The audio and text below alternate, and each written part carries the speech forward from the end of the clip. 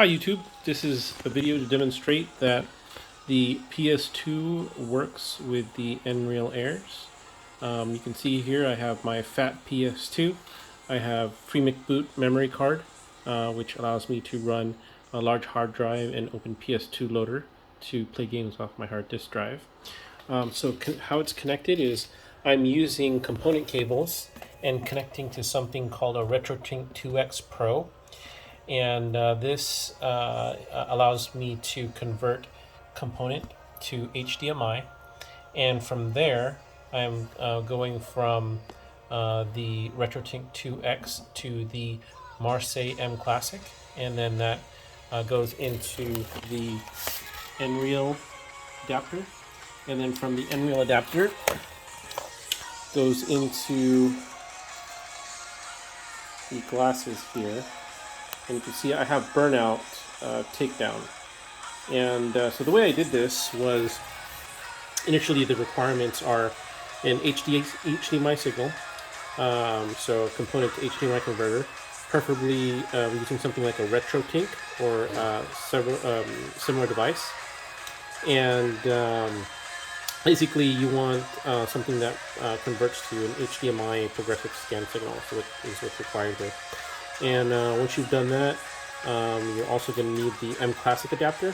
And the mClassic adapter upscales the signal, which is going to be 480p to 1080p. And so the glasses can actually view the PS2 signal. And next you want modified PS2 with FreeMcBoot.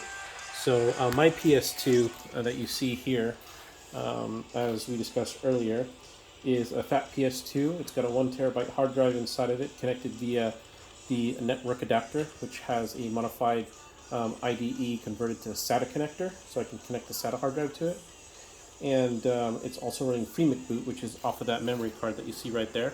And FreeMcBoot allows you to run ELF applications like a file browser, and also an Open PS2 loader, which is the loader which allows you to load games off of the hard disk drive that's in there.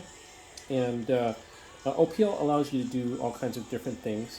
One of the requirements to get this working was to change OPL's default resolution for the OPL OS to 720p HDTV. And also you'll be able to boot directly into there.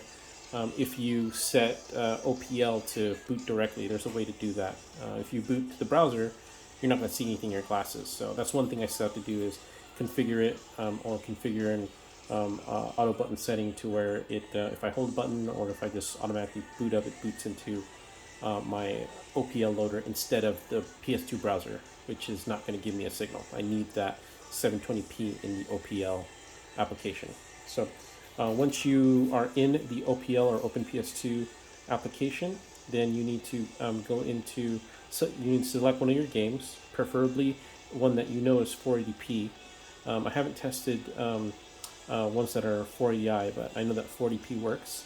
And you need to go into the game settings, enable GSM, which is a graphic synthesizer mode, and then you need to configure the graphics mode into 480p.